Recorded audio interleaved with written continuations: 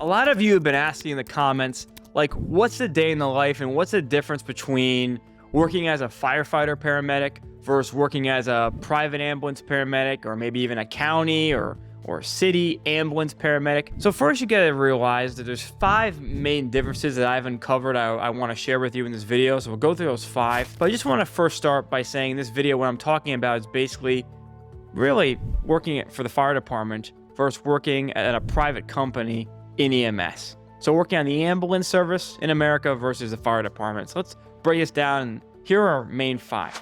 So number 1, first, the fire service typically has a base, meaning you have a place to sleep. You have a full kitchen, like a big fire department, right? You may have a gym, right? So you have a base to stage to be at. You're responsible to be at that base while you're on shift, waiting for 911 calls to come in, right? And we think about it typically, usually the fire service is 911 only. There can be different circumstances in different areas. It's always going to be little asterisks, but for the most part, the fire department responds to 911 calls. Now we move that over and we look at EMS, and it's a little different. So with private EMS, you can be doing interfacility transports, critical care transports, and 911 calls. But the big difference, we talk about bases. You're probably most likely only going to go to the base to stock your ambulance. Then you're going to be posted in the ambulance all around the region that you cover, meaning posted in the ambulance means you're sitting in the ambulance with your partner all shift. And the shift is not going to be 24 hours of you sitting in an ambulance. It's going to be different. More on that in a moment. Number 2 is the relationship between you and your partners versus the entire department as a whole. So at the fire department, I believe that there just ends up being more camaraderie. It's more of a group setting where everyone's more close-knit because everyone basically is hanging out at the base. And they're doing chores, you may be cooking together, you are cleaning together, you are getting the trucks ready together, there's a certain hierarchy of what's going on. So you probably have heard that the fire department is more camaraderie around everybody together. In private EMS, it's more about partnerships. Well, think about it. On the ambulance, in private EMS, you're going in to get your equipment, you're out of that base in 2 seconds. Right? In like 15, 20 minutes, you're out of the base and you're out on the road, and it's just you and your partner the whole shift long, right? So it ends up being that you get really close with your partners, but not everybody as a whole, because you don't really see them that often. So that would be the biggest difference. Your partners in EMS are very important. If you have a bad partner, you're going to have a terrible shift. If you have a great partner, you are going to love working, you're going to love what you do, and your partners really make it on the private EMS side. Now we talk about shifts. You may have heard about 24-hour long shifts at the fire department, right? 24 on, 48 off. You may have heard about that, right? Meaning you're going to be at base for 24 hours, you have 48 hours off until you're back in, right? So the fire department usually, it's not a rule, but usually they do longer shifts because you're at the base, you have somewhere to cook, sleep, hang out, get even at gyms, right? Stuff like that.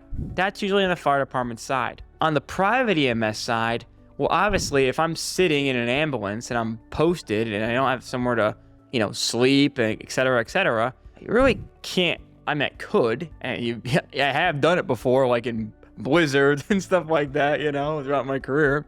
But in reality, the shifts are 6, 8 hours, 10 hours, 12 hours, up to 16 or so hours usually, and then that's kind of it, right? And there may be laws or regulations that, hey, you can't work more than this amount of hours and you gotta be done, right?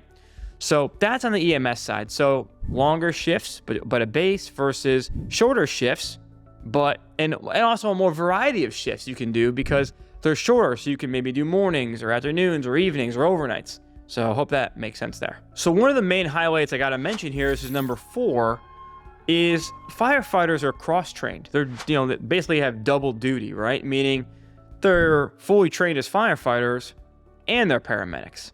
Versus private EMS are not fire department trained, so they are paramedics. Now, of course, you could have a firefighter who is working at a private ambulance service, but when you're working at a private ambulance service, you don't have any fire gear. So you may have the knowledge, but you don't have any fire gear on you, right? So I'm just thinking about it logically. If you're interested in the fire service at all, fire department's probably a good route for you. If you're not interested in the fire service at all, well, we look more over here on the private side. One thing I want to mention is with the fire service, if you're going to go that fire service route, you're always going to be a firefighter first. You're not going to be a paramedic first. That's going to be secondary to your role as a firefighter. So that is one thing to consider when joining a fire department. You got to be all in on the fire stuff if you're going to join a fire department. I just want to let that be that clear with you. That's very important. Now, the fifth thing I want to share with you is how difficult it can be to get on a fire department versus an easier route of getting hired by private EMS. And this is why I believe it is, right? There may be more benefits for you on the fire department side. Also, remember, most fire departments are looking at 911 calls. So that's just one main scope. If on the private EMS side, if they're doing 911, interfacility transports, and they're also usually covering a more larger region as well, where a fire department will just be like a city. You know, it's possible for it to be a county, of course. And there are county EMS, that's EMS, then there's county fire departments. There's all sort of varieties, but for the most part, usually, we're talking about fire departments covering one town or one city versus private EMS that may cover an entire region as the transporting ambulance when the fire department would be a first responder. So there's many mixes and matches you'll see, but this is a very typical setup that you'll see in EMS. Now, a lot of you asked in the comments about how to prepare for school, how to get through school, and how to pass NREMT. The first link in the description is a study tool that I give to all my students to accomplish all of that. It's called the Video Vault. Inside the Video Vault is over 480 videos of content, audio files, worksheets, practice quizzes, our community group.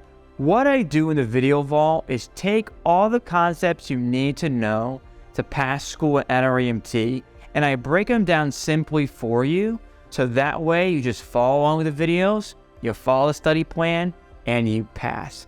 I give my students lifetime access in the first link in the description, and I'll see you on the inside.